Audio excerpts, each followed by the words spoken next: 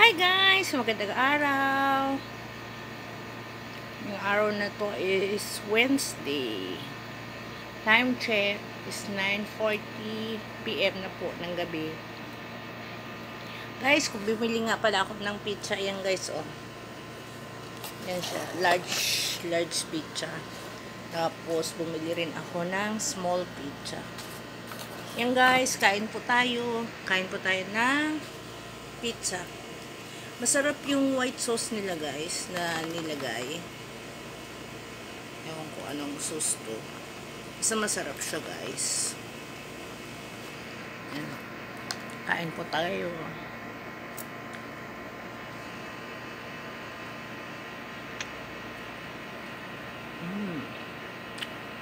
Ano siya guys?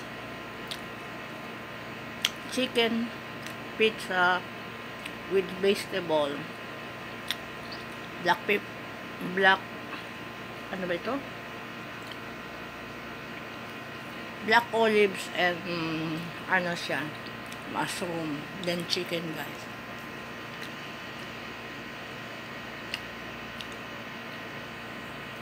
Masarap sana ito guys pag may soft drink. May soft drink ako kaso lang bawal akong uminom ng soft drink. Ano lang muna. Ano ba ito? Magtutubig muna lang na tayo guys. Mainit pa guys. Harap siya guys. Promise. Kasi lagi kong in-order sa dito sa pizza na malapit sa bahay namin is yung Sabana. Sabi ko try ko nga tong may bago sila yung chicken with vegetable. Kaya tinry ko to. Okay naman siya guys, masarap.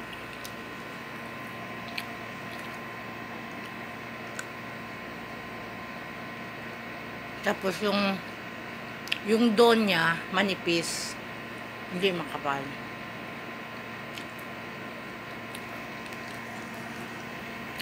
Tapos nakipagkwento sa akin yung gumagawa. Bago pa lang yata yun siya doon eh. Kabayan din siya. Tapos alam mo, parang naawa ako sa kanya kasi wala pala siyang papel. Tapos tinanong ko kung magkano. Sabi ko, magkano ang sahod mo dito? Minsan binibigyan daw siya ng 50, 200, ganon. Kaya hindi excuse guys, hindi niya daw alam yung niya, yung kung magkano talaga yung sahod niya, ganon ba. Kaya parang feel ko naawa ako sa mga ganong tao guys, lalo na't wala silang papel. Nakakaawa. Sarap siyang gumawa ng pizza. Siya yung gumawa ng pizza. Tapos yun na nga, kwento siya. Sabi ko saan ka. Sinabi niya kung saan siya nakatira, ganito, ganon. Malapit lang din dito, pero sabi niya, alam mo, pag uwi na ako kasi madaling araw yung uwi noon. 2:00 daw siya umuwi. Natatakot daw siyang uuwi na ganong oras. Kaya kahit medyo malapit lang yung uuwian niya, sumasakay siya ng sasakyan kasi takot nga siya eh. Parang alam mo, nakakaawa ng mga ganong klaseng tao. Mukhang mabait naman siya, pero naawa ako dun sa nung sinabi niya na, sabi ko, nung tinanong ko siya na magkano sahod mo, tapos sabi niya, minsan nung isang araw binigyan ako ng 50, tapos nung other day binigyan ako ng 200, minsan 100. Kaya sabi niya, hindi ko tuloy alam kung magkano talaga yung sahod ko. Kaya sabi ko, tanungin mo, ganon. Tapos, siyempre, bayaran pa ng bahay. Oh. Tapos, ano pa, bayaran ng bahay. Then, yung padala niya pa sa pamilya niya sa Pilipinas.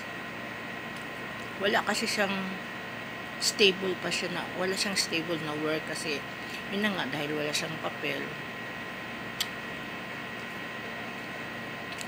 Kaya sinabihan ko, hayaan mo pagka may alam ako na ano, sasabihan kita na alam kong trabaho ganito, ganun. Sasabihin kita. Nakakaawa yung mga ganong klaseng tao. Mabait siya.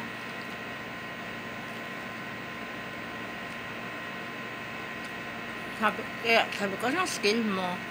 Kaya tinanong ko siya. Sabi niya, about sa pagluluto. Ganun ba?